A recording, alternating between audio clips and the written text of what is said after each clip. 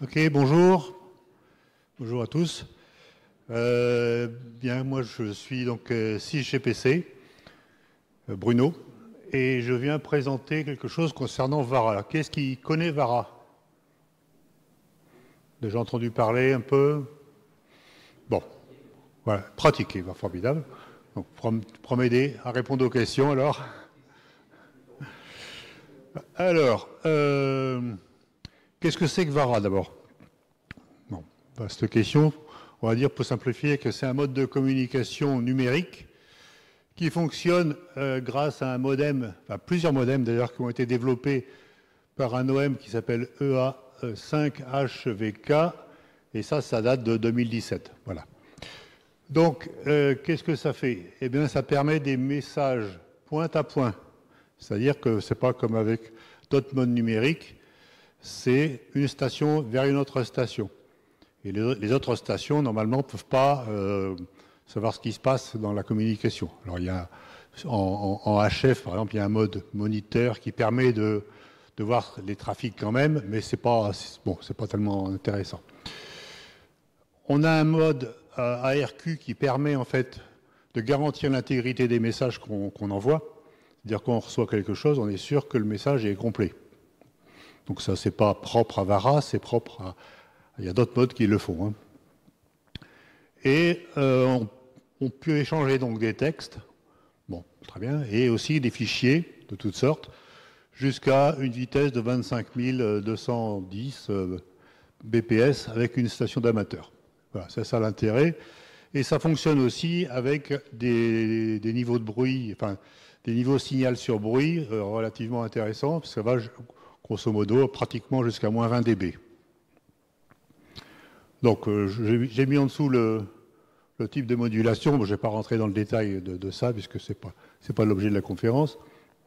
Donc, il y a, en fait, d'abord, une chose, c'est les modems. Donc, il y a 3 modems Vara en fonction des modulations. Donc, un modem pour la HF,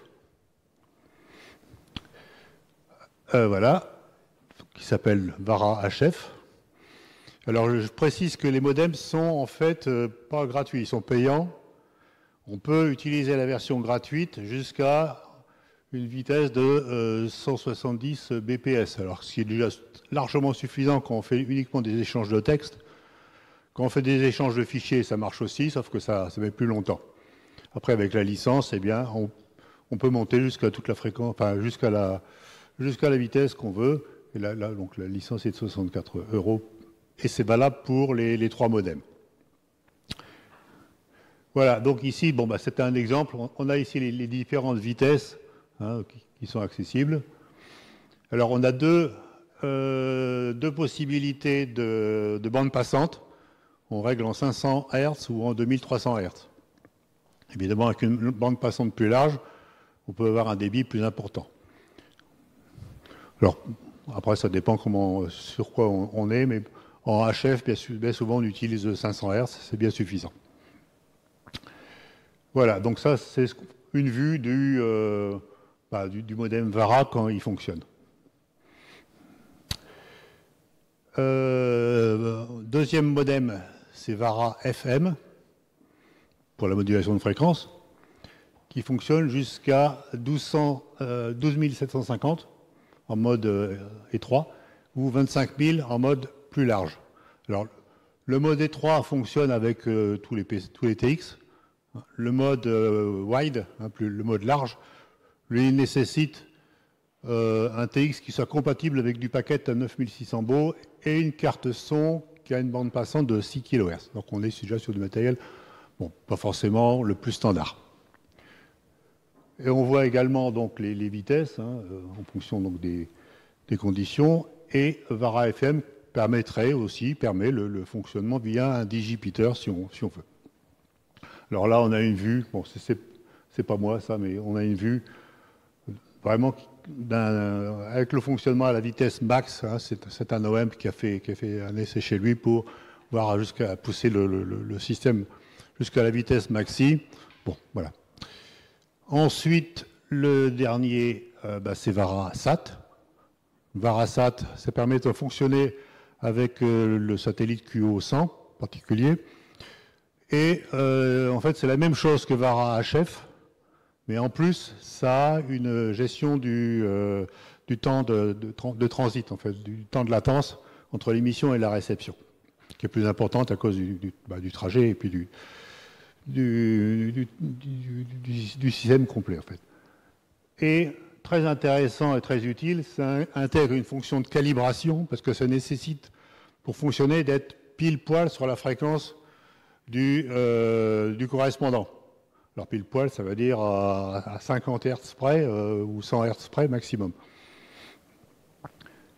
Et donc on a une fonction de calibration, donc on se met dessus, on appuie sur le bouton, tac, et ça nous donne l'indication de combien il faut décaler en réception et combien il faut décaler en émission pour se trouver pile sur la fréquence du correspondant. Voilà, donc ça c'est indispensable. Si on veut faire des échanges via QO100, la calibration elle est quasiment obligatoire. Voilà, alors maintenant, le VARA tout seul, les VARA HF, SAT et FM ne fonctionnent pas tout seul. Enfin, bon, ça ne sert à rien tout seul. Il faut les interfacer avec un autre logiciel de communication. Alors, les plus fréquents, c'est WinLink. Et le deuxième, qui est le plus populaire pour le trafic avec VARA, il s'appelle VARAC, comme VARA Chat, en fait. Alors, comment ça fonctionne? Eh bien, c'est tout à fait classique. On a soit on a un PC, bien sûr, ensuite soit un TX qui n'a pas d'interface, et donc il faut une interface extérieure, soit un TX avec une interface, auquel cas on met directement la prise USB dessus. Hein, donc le matériel est assez standard. Il n'y a pas de particularité spéciale. Alors ici, bon ben voilà, ça c'est des images de test que j'ai fait pour préparer cette présentation. Envoi d'un mail avec WinLink, avec d'un mail de 87 kg via QO100 et un RMS. Un RMS, c'est un système en fait qui est dans une autre station et qui permet de faire l'interface avec Internet. C'est-à-dire qu'on peut envoyer un mail à partir de son PC via le satellite vers cette station et la station va mettre le mail sur Internet et puis après le mail va n'importe où. Donc c'est pratique pour des zones qui ne sont pas couvertes par Internet ou plus couvertes par Internet en raison de catastrophes ou des choses comme ça. Ça permet d'envoyer des messages et de communiquer avec tout le monde. Donc là, j'avais mis ma propre adresse, hein, donc j'envoie le message et puis je reçois chez moi. Bon, c'est pas très utile, c'est même un peu sophistiqué, un peu coûteux pour la chose, mais pour le test, c'est intéressant. Ici, donc on voit donc l'émission du mail se fait. Hein, donc on voit en rouge les différentes. Voilà, là, en abscisse, c'est le temps, et en ordonnée, c'est les différentes vitesses qui sont choisies. Donc le système adapte constamment à la vitesse la plus optimale en fonction de ce qu'il peut faire pour pouvoir transmettre complètement le message. Donc si on est très proche, si les conditions de propagation ou de trafic sont très proches, par exemple quand on fait du trafic VARA FM en local lors des exercices, eh bien on peut se mettre quasiment à la vitesse max, ça fonctionne très très bien. Sur satellite, c'est un peu plus compliqué, et en HF, c'est encore plus bas. Mais voilà. Alors, le deuxième logiciel, il s'appelle, lui, VARAC, hein, je vous l'ai dit. Alors, c'est certainement le plus connu.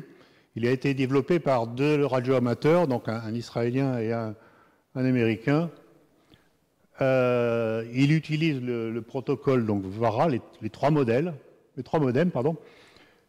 C'est idéal pour un fonctionnement en QRP, d'ailleurs, parce qu'on peut très bien avoir une station faible puissance et puis une antenne tout à fait rudimentaire. Avec un PC et puis un système comme ça, on peut communiquer quasiment avec une grande partie de l'Europe, enfin, tout dépend des conditions, mais avec très loin vers le monde entier. Donc on peut faire quoi? Eh bien, du chat. Bah oui, c'est comme ça que c'est utilisé le plus souvent. D'ailleurs, on communique, on tape des messages et puis on discute. On peut faire des transferts du fichier, ça peut être n'importe quel type de fichier. On peut aussi envoyer des petites photos. Et puis, on peut faire ça intègre un système d'envoi de messages. On appelle ça des V-mails. Enfin, c'est comme un mail, mais en fait, on envoie un message avec ou pas de pièces jointes. On a, alors après, bon, d'autres fonctions, un logging automatique des QSO sur Swisslog, HDRlog, comme vous voulez. On peut avoir aussi un suivi sur PSK Reporter. Donc, vous avez, quand vous faites votre trafic, vous appuyez sur le bouton et hop, vous voyez très bien où ça a été entendu.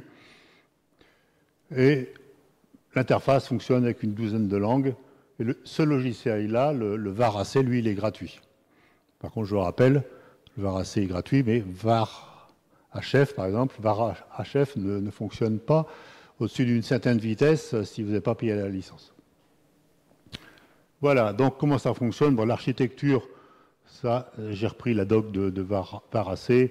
Vous avez le TX, et il y a un certain nombre de choses qui se passent ici. Donc, le modem, le VAR-AC, alors qu'il y a plusieurs types de modems en fonction de ce qu'on veut, HF, SAT, FM. Et puis, l'interface externe vers les systèmes de logging automatique et puis PSK Reporter. Bon, voilà l'écran principal du système. On va faire ça rapidement. Eh bien, qu'est-ce qu'on voit? On a d'abord une zone où on sélectionne la fréquence qu'on veut utiliser. Donc, il y a des fréquences qui sont préétablies. Par exemple, la plus utilisée, c'est 14105 en HF. C'est celle-là qui est la plus fréquentée, mais on peut aussi fonctionner. Bon, il y a 2 jours, j'étais sur 2805, ça marche aussi très bien. Mais les plus fréquentes, c'est 1405. Et après, donc ça marche aussi. Bon, on a toute une panoplie de fréquences et on peut aussi changer, rajouter des fréquences comme on veut là-dedans, éditer ce qu'on veut, il n'y a pas de problème. Deuxième chose, on a ici, donc le système peut envoyer des balises, c'est-à-dire que quand vous mettez en place, vous mettez en place votre système et tous les quarts d'heure, tous les 5 minutes, toutes les demi-heures, ça vous envoie une petite balise qui dit je suis là à l'écoute. Et on a ici toutes les balises qui ont été entendues dans le dernier quart d'heure ou plus. En fait, c'est toutes les balises qui sont entendues. Et à partir de là, on peut interagir, soit rentrer en communication avec l'OM ou simplement demander un report automatiquement. Voilà, un report automatique, on appelle ça un ping, c'est comme en informatique en fait. On fait un clic droit sur la balise et automatiquement, ça se connecte sur le correspondant qui répond même s'il n'est pas là. Je vous entends, je ne sais pas combien, si j'arrive pas à lire ici. Voilà, moins 6 dB. Et c'est exprimé toujours en rapport signal sur bruit. Voilà. À droite, on a toutes les stations qui appellent. Donc on peut lancer un CQ. C'est pas qu'on lance un CQ. Les stations apparaissent à droite. Et là, il suffit de double-cliquer dessus et on rentre en communication avec les stations. Voilà, si les conditions de trafic le permettent et si le signal est suffisant, mais en principe, ça fonctionne assez bien. Alors, une fois qu'on a lancé l'appel, donc le principe, c'est qu'il y a une fréquence de réception qui est en fait pour tout le monde. Et évidemment, on ne va pas trafiquer sur la fréquence de l'appel. On a un certain nombre de fréquences intermédiaires, des fréquences annexes en fait, qu'on va sélectionner pour faire le QSO. Donc on sélectionne la 1, donc 2, 3, 4, 5, etc. On appelle ça des slots. Ce sont des tranches de fréquences qui sont écartées, espacées de 750 Hz. Comme ça, on ne se gêne pas les uns les autres. On peut avoir jusqu'à 10 ou 12 ou 15 ici, je ne sais pas exactement, QSO simultanés dans la même bande. Voilà. Après, c'est un système qu'on peut retrouver similaire, par exemple, sur FLDJ ou des choses comme ça. Alors, ce n'est pas exactement la même chose, mais on a toujours la même chose. La station avec laquelle on correspond, On peut saisir évidemment les textes pour communiquer. On peut aussi saisir des messages types avec, je ne sais pas, les conditions de trafic, le nom, des choses comme ça, soit avec un petit truc déroulant, ou alors avec les touches et fonctions F1, F2, F3. Bon, ça c'est du grand classique aussi. Et puis on a là la zone pour suivre le QSO. Hein, donc on a les échanges avec le correspondant. Après, à droite, il y a un certain nombre de fonctions annexes ici, qui permettent par exemple d'envoyer un fichier. Donc on sélectionne un fichier, et ça permet de l'envoyer au correspondant. Ou on peut aussi lui envoyer un message, comme j'ai dit tout à l'heure, une messagerie automatique. On envoie vers tel correspondant, on lui tape son message et on l'envoie. Même s'il n'est pas connecté, s'il n'est pas à l'écoute ou s'il n'est pas accessible directement, le message peut être relayé même via notre station et il finira par arriver chez le correspondant, normalement. Et dernière chose, eh bien, il y a un système. Alors je vous ai dit, en fait, tous les messages qu'on fait ici sont en point à point. Et il y a un autre système qui permet de faire ce qu'ils appellent du broadcast, c'est-à-dire envoyer un tout petit message très court qui pourra être vu par tout le monde. Ou, si on sélectionne une liste ici, par un nombre restreint de personnes. Mais en fait, ça permet d'ouvrir. Alors, on ne peut pas répondre au message, on peut simplement le voir. Donc, on sait, le broadcast permet de voir, ici, un test de broadcast, ça c'est moi qui l'ai mis, il y en a d'autres qui disent, OK, je suis sur telle fréquence, ou je change, etc. Voilà. Et la vue sur PSK Reporter, donc on a un bouton à droite qui permet de voir ce qui s'est passé. Voilà le trafic qui a été entendu. Par exemple, là, j'ai fait un trafic, je ne sais plus, sur 1405. On a été entendu là, ici en Nouvelle-Zélande, et puis aux États-Unis, et puis un peu partout, là, jusqu'en Inde, etc. Oui.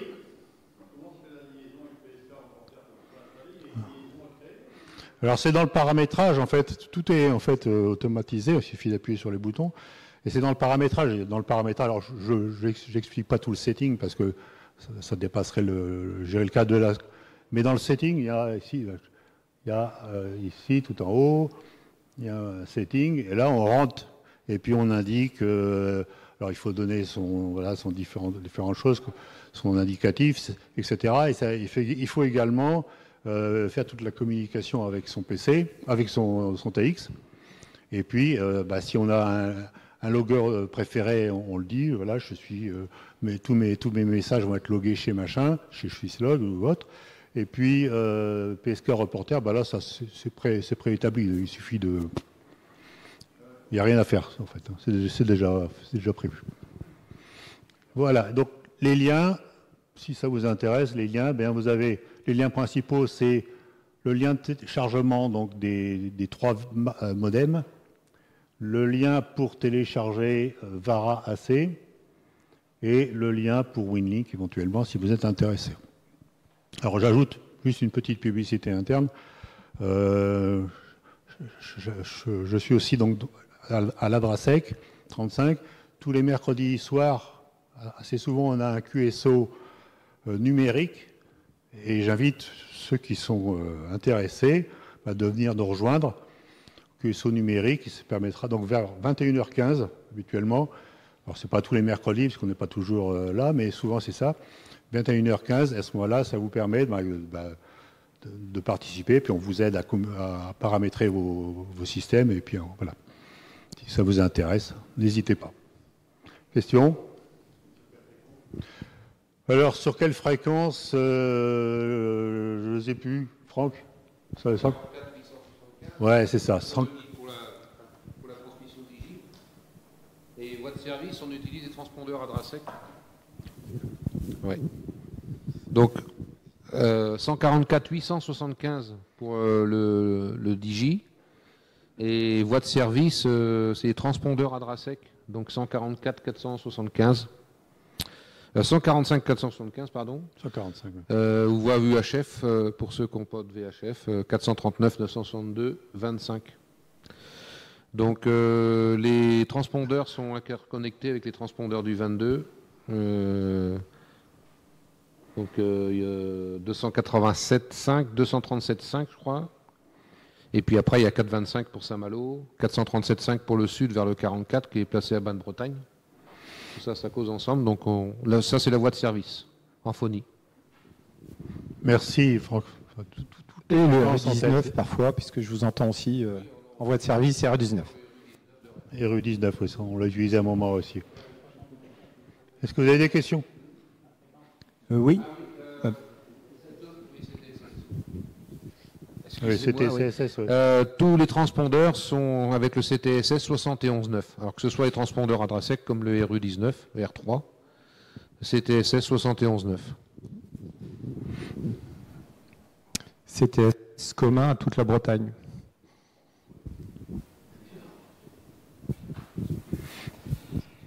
Oui, bonjour, Sébastien F4JRN, mais on se connaît déjà. J'ai une petite question peut-être un peu bête, je ne sais pas, c'est sur 7074 en 40 mètres, on entend une modulation, est-ce que c'est du VARA? Non. Il y a d'autres modes numériques, c'est pas du VARA. Et c'est quoi? Je ne sais pas, du FT8, souvent c'est ça, il y a pas mal de modulations, c'est du FT8 là. Ouais. Mais le VARA sur 40 mètres, il n'est pas très pratique parce qu'il y a beaucoup de... Je dirais, dès qu'il y a du QSO phonie ou des choses comme ça, ça passe moins bien. Quoi. Ou du RTTY ou des choses comme ça.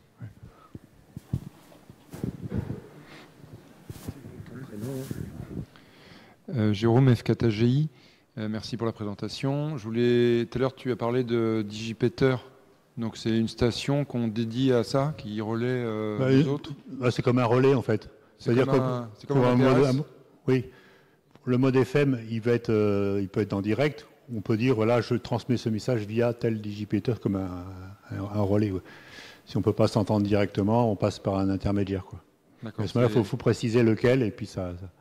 Et c'est une station qui est dédiée à ça, ou c'est l'utilisateur qui fonctionne dans les deux modes, qui relaie à la fois, qui le transmet? Non, c'est une station qui est dédiée à ça. Hein, d'accord. Mais, personnellement, je n'ai jamais utilisé ce mode-là, donc je ne peux pas en dire de trop là-dessus.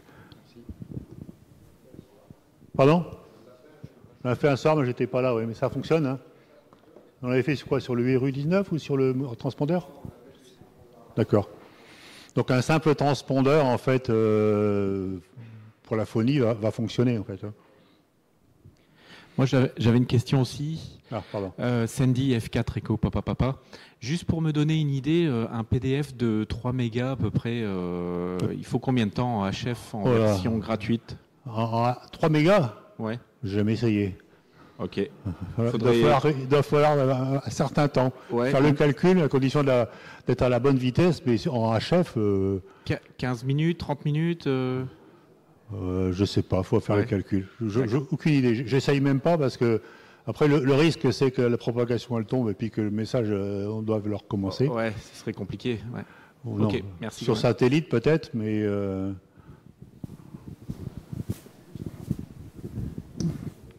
en théorie il n'y a pas de limite. Hein. Après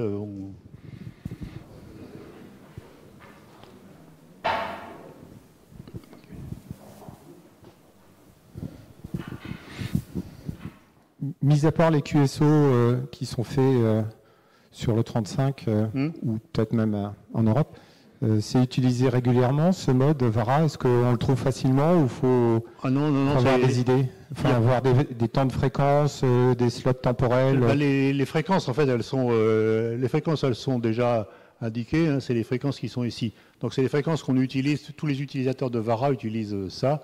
Hein, donc parce que de VARA AC utilise ça. Hein. Et à ce moment-là, mais des correspondants, il y en a beaucoup. Enfin, c'est pas juste... Après, si on veut, on peut se donner un rendez-vous avec tel ou tel OM, mais c'est... Ouais, bah c'est plus sur VARA HF ou FM, mais avec WinLink. Donc, pour signaler qu'on est en train de monter tous les deux, enfin, au club à l'Anester, on est en train de essayer de monter un serveur WinLink, justement. Ouais. Et donc, c'est un produit qui est utilisé déjà dans la marine, qui est beaucoup utilisé, dans la marine de plaisance, qui est beaucoup utilisé dans le monde entier. pour justement transmettre en dehors des communications satellites, pour justement fournir des mails et ensuite relever des fichiers météo, c'est-à-dire qu'on envoie une requête sur un site météo X ou Y, il nous est retourné par email pour pouvoir récupérer la météo en mer gratuitement, quoi. Donc c'est utilisé par des radioamateurs qui, dans le monde entier, hein, les Américains, il y en a partout, hein, des systèmes VARA et WinLink, il y en a je ne sais pas combien de milliers. En France, il y en a 2 actuellement, il y en a un à Bordeaux et un dans le sud de la France. Et donc, on est en train d'essayer de commencer à monter justement un serveur, on essaye tant bien que mal, avec nos compétences, au club à Lanester, là, et de manière pour, en France, de pouvoir avoir un 3e serveur éventuel qui puisse servir donc, en WinLink déjà pour commencer. Donc voilà quoi dans l'histoire. Mais il faut savoir que c'est très très utilisé par les navigateurs. Hein. D'accord. Alors c'est vrai que c'est pas du satellite, c'est pas de l'Elon Musk, hein, c'est pas tout ça. Mais on a un collègue nous qui est au club à Nester pendant 11 ans autour du monde, il n'a utilisé que ça quoi. Hein. Alors des fois ça passe, des fois ça passe pas, des fois c'est la HF quand même, mais sinon c'est très très utilisé. J'avais regardé la dernière fois le trafic, il y avait 50 000 mails d'envoyer en je ne sais plus combien de temps. Quoi, rapidement. Okay. Par contre, on sélectionne. Alors ce sont des serveurs qui sont dédiés à ça, qui doivent tourner 24/24. Et sur WinLink, si vous pouvez aller dessus, si vous voulez. On va sélectionner, vous pouvez... C'est assez facile, hein, alors ça utilise VARA, bien sûr. WinLink, vous ne l'avez pas, mais ça utilise VARA, bien sûr. Je l'ai là, mais il faudrait que j'ouvre WinLink. Là en bas, oui. Ouais. Mais vous allez sur Channel Sélection, par exemple, et vous allez ouvrir une carte. Et vous allez pouvoir sélectionner le serveur qui est en Suisse, il y en a pas mal, il y en a 5 aussi. Ou un tel. C'est ce que j'utilise, moi. Et, hein, la Suisse, parce que c'est assez près. La Suisse, oui. Il y a aussi, on en Allemagne, il y en a dans le nord de l'Europe. Vous pouvez les enregistrer, les mettre dans les favoris. Et après, voilà, c'est quelque chose que vous pouvez utiliser. Assez facile, c'est assez facile à utiliser, honnêtement. Vous avez servi une dizaine de fois, c'est bon. Ça va. Merci. Là-bas. Hein?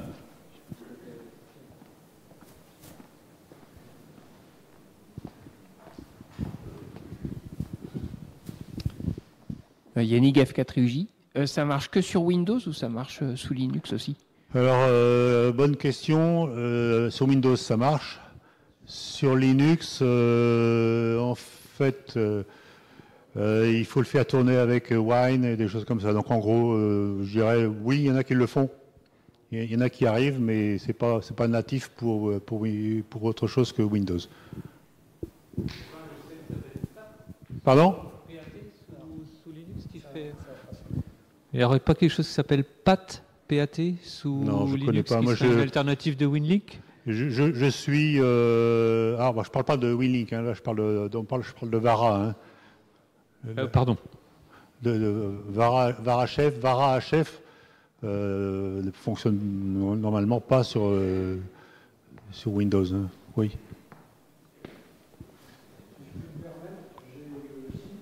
Oui. Oui, mais VARA AC, mais pas VARA. Non, mais pas les modems. Il faut les modems et VARA HF.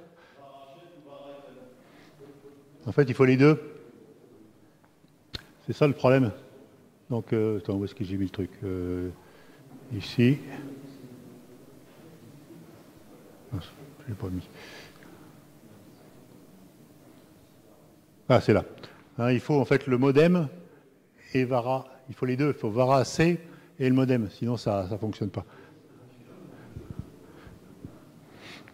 Moi, je suis sur WhatsApp, par exemple, un réseau où des gens qui utilisent ce mode-là. Il y en a plusieurs qui essayent de, bon, voilà, j'ai réussi à faire fonctionner sur Linux, mais ça n'a pas l'air d'être aussi évident que ça, quoi. Vincent F4NC. Oui.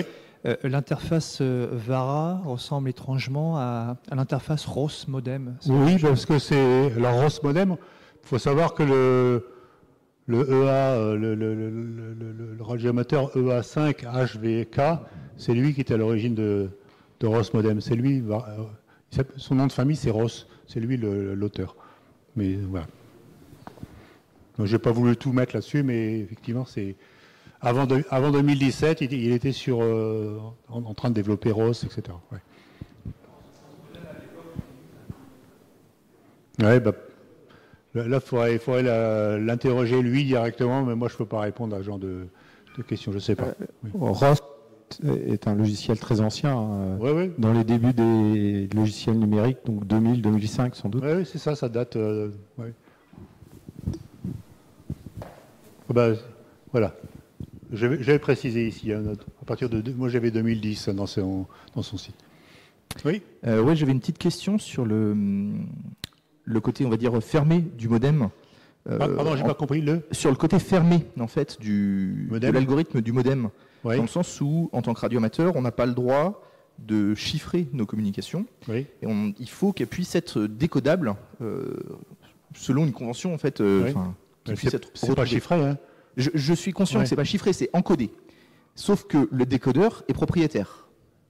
À partir de là, comment est-ce que c'est légal, ce genre de mode? Comment est-ce que c'est possible en fait? Je ne sais pas, c'est propriétaire, c'est tout le monde peut le télécharger, même sans payer la licence, hein, après, et l'utiliser. La convention, l'algorithme de décodage est inclus dans un logiciel dont la propriété intellectuelle n'est pas libre.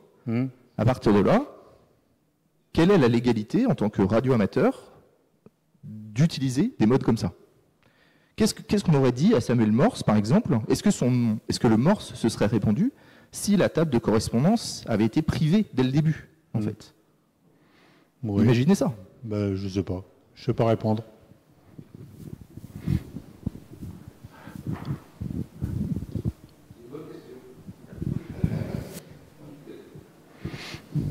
Après, on n'a pas forcément la réponse comme ça.